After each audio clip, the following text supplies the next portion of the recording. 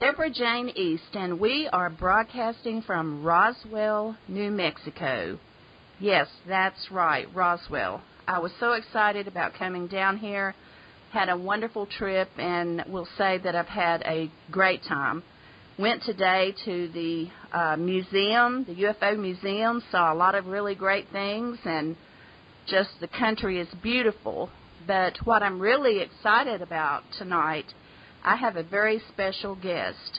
His name is James Welsh, and I want to read a little bit about him, and you're going to be so excited when you hear about the book that he has coming up. So I'm going to do a little intro, and then we'll talk with him. James Welsh is 41 years old. He is a CE2 eyewitness from Glasgow, Scotland. After experiencing several close-range UFO sightings during December 1999, he filed an official UFO report. The British Ministry of Defence later informed him that there was no corroborating evidence that the UK's airspace had been breached. After personally experiencing two separate incidents involving RAF Tornado aircraft in pursuit of these UFOs on two separate mornings, the standard MOD reply to a UFO report didn't hold water. Stories of a UFO cover-up just got personal. In 2001, he turned from eyewitness into investigator and began what was to become the UFO Investigation of the Millennium, as he went into research for corroborating evidence. Tonight, he will discuss his sightings, his subsequent investigation, and the shocking conclusions reached over the course of his research spanning over a decade. These include animal reactions, simultaneous sighting events, widespread military response, unknown objects impacting in America and Australia, missing time, and the smoking gun evidence found on the official NASA mission images taken during the final stages of the STS-103 Hubble servicing mission, which was launched during that month. Well, James, welcome to our show. How are you doing this evening? Thank you, Debra. It's a pleasure to be on. I'm very excited to be here, and it's an honour. A beautiful introduction. Thank you. So, yeah, well, there you go. I spent most of the night reading your manuscript of your book that will be coming out this year, and it's called Corroborating Evidence, the UFO Investigation of the Millennium. And I might say that I don't think I have ever read anything with so much attention to detail and getting the facts straight. Could you tell us a little bit about why you got interested in writing this book? Okay, well, obviously, when you have a UFO sighting, obviously there's different categories and different distances, but when you have several, up-close sightings within such a very short space of time, and for a fact that what you're looking at is no man-made object, the way it moves, hovers, etc., etc. So I was spellbound straight away with my sightings, but they kept continuing, and obviously it was an ongoing thing. For the space of 3 weeks I had quite a lot of sightings, and obviously these included military jets chasing these things.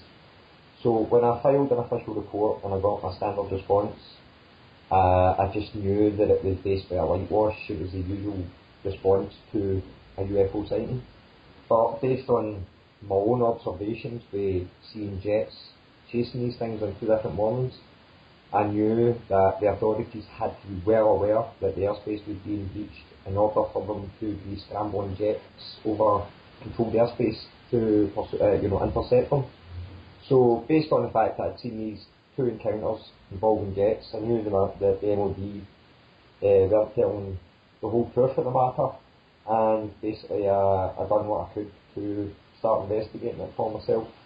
But I had no idea, obviously, that I would still be doing it, 14 years later, or the extent to which my research went, and obviously some of the rabbits that I was able to pull out the hat were very interesting, to say the least, So I think I've excelled beyond my official sort of mission statement. You know, all I did when I started out this investigation was to try and find eyewitness accounts that were similar to my own, so that I could highlight the fact that descriptions were being made around the world that mirrored my own account, just to highlight that obviously, you know, something was going on. There was similarity through all these reports, and you know, that's what kept me going, just trying to piece together a timeline of events that took place that month and able to understand the picture a wee bit better and where I fitted into all that, you know.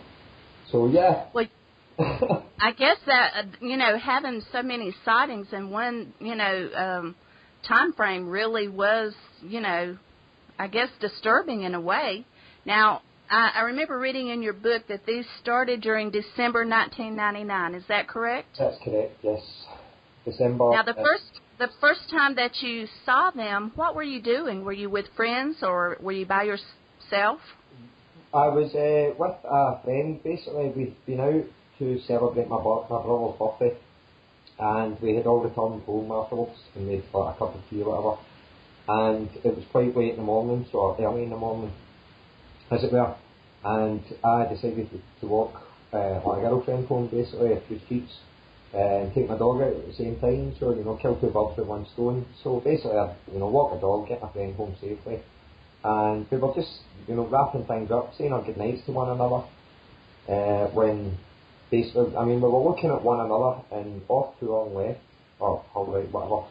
But we saw a flashing. We weren't even looking directly at it, and we could see vibrant colours filtering into the air, and that made us turn around and face the direction, obviously, the object was.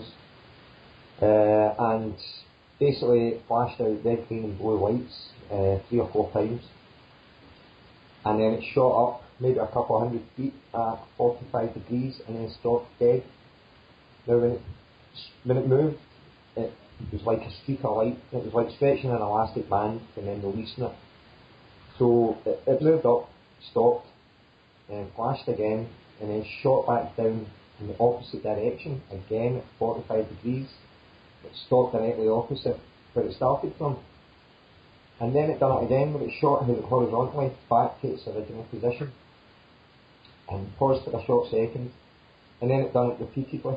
Now it made a triangle when it did this, a clockwise triangle, and then it done it several times, maybe half a dozen times, but it would get faster and faster, but it made hoops of light in the sky with this light trail that was dissolving as it was growing, you know. So it done this several times, and then it shot off to our left, miles and miles away in a second. You know, I clicked the fingers, and you know, that was it. So right there and then I knew that I wasn't looking at anything that could easily be explained away other than a technological object which be capable of firing, you know, displaying multicoloured lights and moving in such an unconventional manner that it defied any reasonable explanation.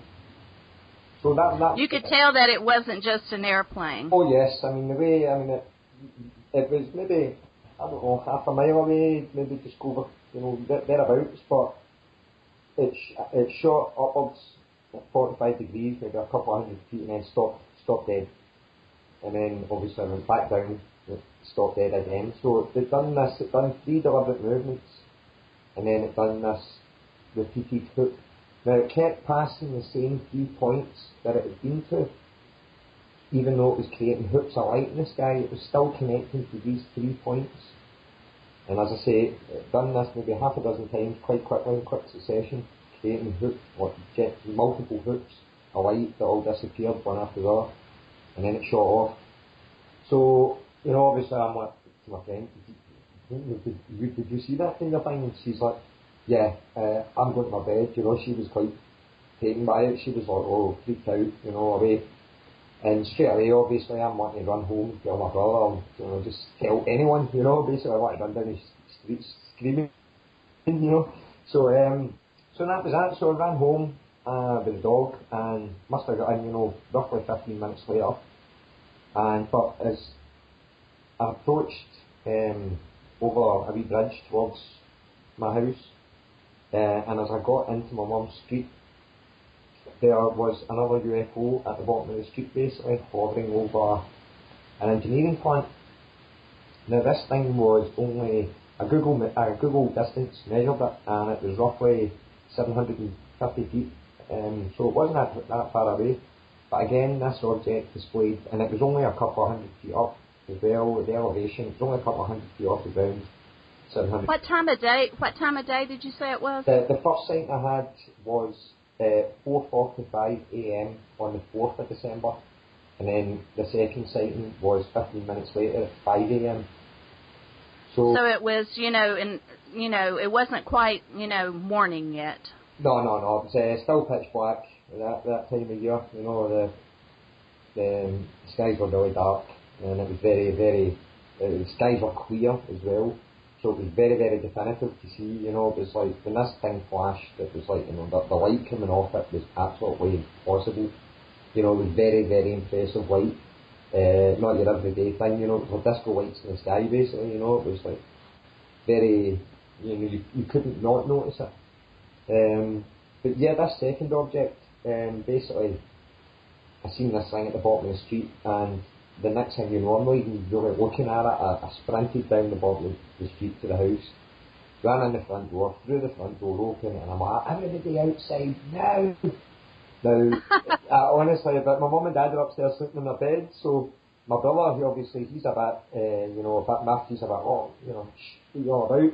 But his girlfriend managed to come out into the hall and come out the front door, managed to peek out, and this thing had been displaying again lots of coloured lights, and then the lights stopped, and basically it started to glow from the top of the object, and eventually this glow started to surround the entire object, and it became nothing but a really, really impressive glow. They get brighter and brighter and brighter, and then it just collapsed. It just collapsed in itself, and the object was completely gone. Now, as I say, this was only 700 odd feet away from me, and a couple of hundred feet in the air. It was so close, and to see an object, a physical object, and then to see it disappear into thin air in front of you, that was incredible.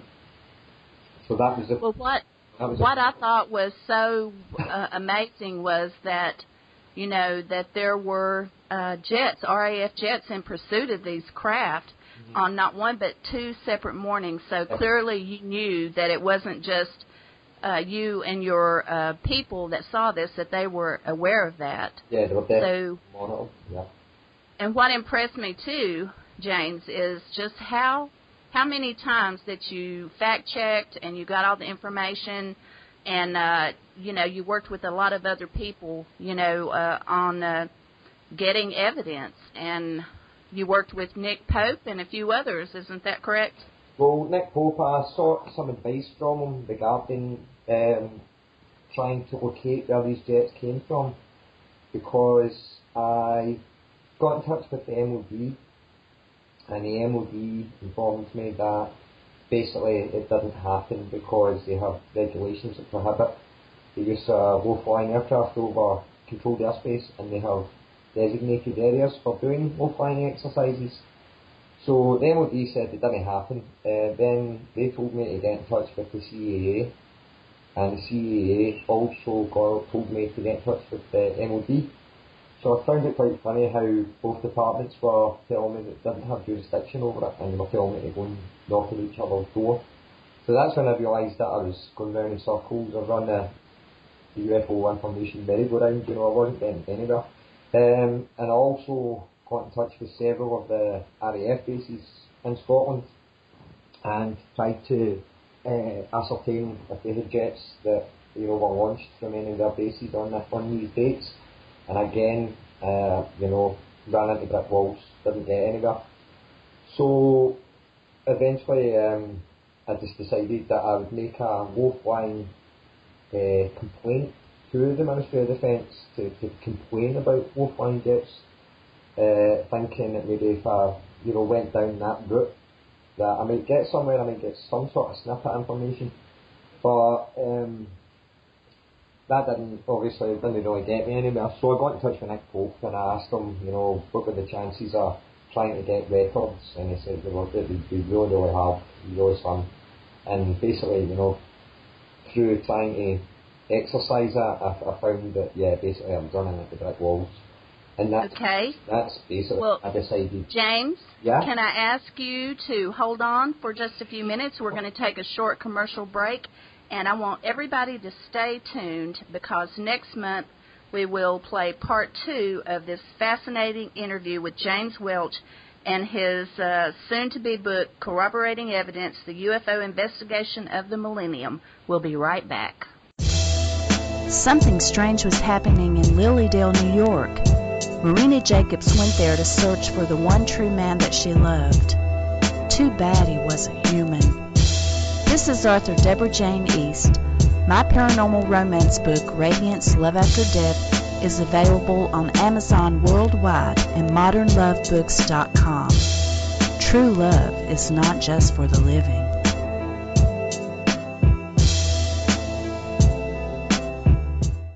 Starseed Alliance Radio. The message we all need to embrace. We are all one. And we're all from stardust. The remnants of the stars is not only what makes up the universe, but it's also what makes up all life, including human life. We don't live in the universe. We are the universe. Starseed Alliance Radio, starseedalliance.com. You are not alone. We are all one. We're going to talk about some things that he found out sort of by accident, but I found it totally fascinating, and especially the pictures that he was able to present in his new book. Will you tell us, James, a little bit about how you discovered the smoking gun evidence with NASA? Oh, right, okay.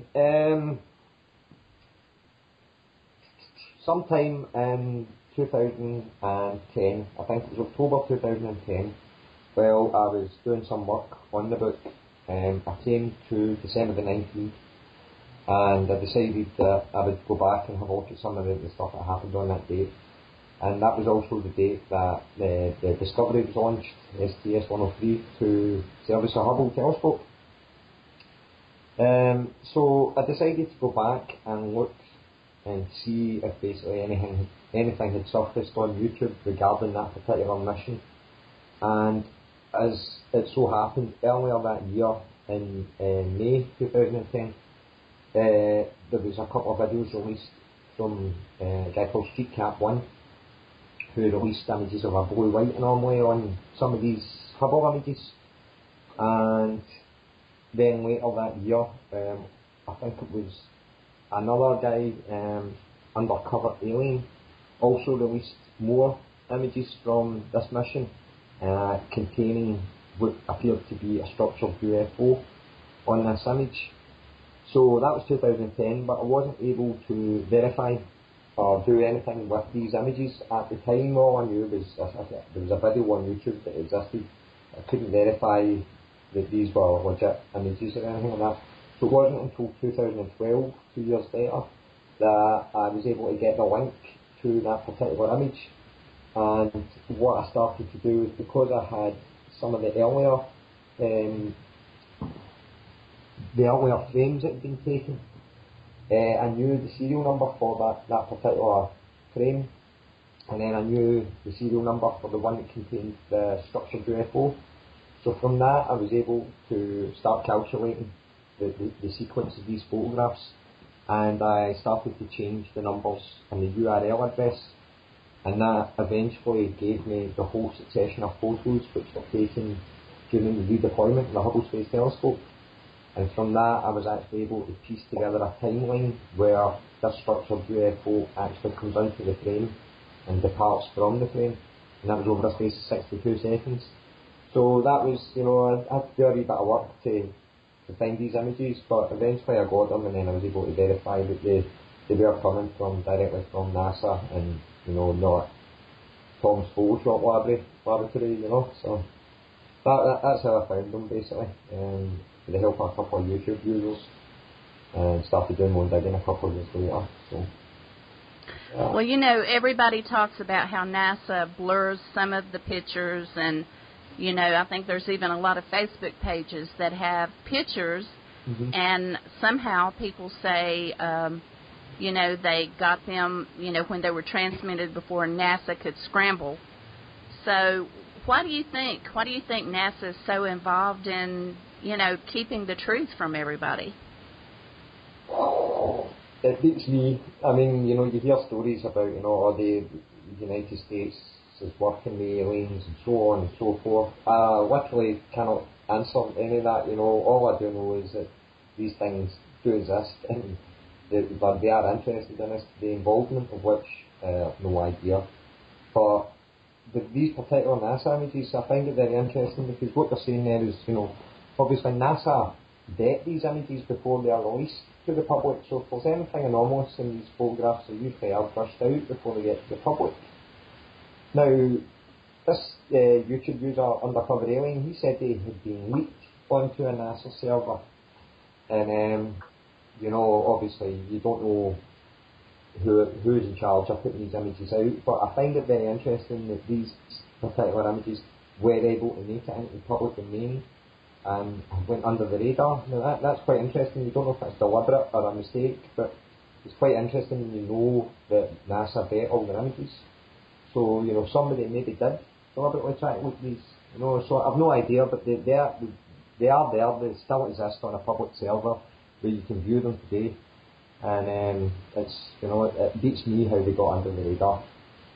Well, I'm looking at some of the pictures right now, the ones that Wilbur Allen took. And for those of you out there that don't know who Wilbur Allen is, he is not just a photographer, he is a former White House engineer for Air Force One through the Reagan, George Bush, and Clinton administrations. Now, these pictures are stunning, and actually I was really quite shocked when I saw, you know, I kept on looking at them and I thought, wow, you know, you really can't deny what you see in these pictures, and I can't wait for everybody to see them because I think it's a lot, you know, to be explained. Yes, definitely. I mean, I was very shocked when I discovered, you know, obviously the small sliver of detail that was available on the original image, and just based on the fact that I knew there was a succession of images where the object appeared. So for talking's sake, it appears in the first 3 or 4 photographs, then it disappears for 2 photographs, but then it's in, you know, the next few photographs. So just by deduction, I was able to determine that if it was in the images at the beginning and in the images at the end, it had to be there in the middle. You just couldn't see it. And it was just a very, very small slice of detail that I was able to see. And then I started to enhance it and enhance it more and bring up the brightness and the contrast. And then eventually that thing emerged from the photograph. And, you know, I had to rub my eyes for about 2 days. I could not believe what I was looking at. And then based on the fact that other frames that were taken 10 seconds later, also on the structured UFO, contained the same detail, it left no doubt in my mind that the object I found in this photograph was indeed present at that moment in time. And obviously the detail that I've uncovered on it regarding the Hubble is quite mind-blowing evidence, I think, and you know, I think it's one of the strongest pieces of evidence yet. These things exist because, you know, there's no other reason that shadow would appear where it does unless the object was there to, you know, create it. So it's quite compelling, but again, you know, obviously people will argue against it. I mean, I've already been told that these details are nothing but the fingerprints or the reflection of the fingerprints of the photographer, which I found quite hilarious. But yeah, I mean, it was a reasonable explanation for this detail that I found, but I've now been able to isolate the lower part of that shadow and match it to the lower solar array on the Hubble Space Telescope. So I'm 100% certain that we are looking at the shadow of the Hubble on this UFO, and it just not only does it prove that the object is in the frame, but it also proves the existence of UFOs by the shadow. I mean, I think it's really compelling evidence, and it's, you know, down to people to decide what's going on there. But all I want to do is present my findings, and, you know, let people, you know, let the discussion begin, as it were. Yeah. Well, you certainly have gathered a lot of incredible evidence, and you have meticulous detail, and I was just very excited to read it, and I'm hoping that you'll have your book out soon. Do you think it might be in the next month or so? I'd like to think that I can get it all wrapped up very soon, yeah. I have a Scottish author and researcher, Ron Halliday. He was a UFO investigator that personally came out to visit me during 2002, and it was Ron obviously gave me a lot of encouragement and told me to keep looking into this, and Ron has kindly agreed to write my introduction for the book, so I'm very, very pleased with that, because Ron can validate that the account which features in the book is the same one which he received in October 2001, and this was written before I had ascertained any information that matches it. So, Ron can validate that my account has not been manipulated to suit the data, because I never gathered the data until after the account was written, and Ron can validate that. So that's a very, very valid point with the book, And again, a lot of the information I present I have also included when the information was first uploaded to the internet, and a lot of it wasn't uploaded until 2 years after I wrote that account. So there's no way I can manipulate my data. Well, James, I think your book is going to open a lot of eyes, and I certainly appreciate you being our guest this evening from Roswell, New Mexico. It's been an honor, and I will be telling everybody when your book is out where to find that. But in the meantime, you can go on Skywatchers Radio Facebook page and see a clip of what the cover is going to be like. I can't wait for your book to come out. Thank you so much, James, for being on our show. James Welch. Thank you very much. This is your host, Debra Jayne East, signing off from Roswell, New Mexico. You've been listening to Skywatcher Radio Show. Is there anybody out there? If you'd like to be a guest on the show, contact us through our website, skywatcherradio.com, or on our Facebook page.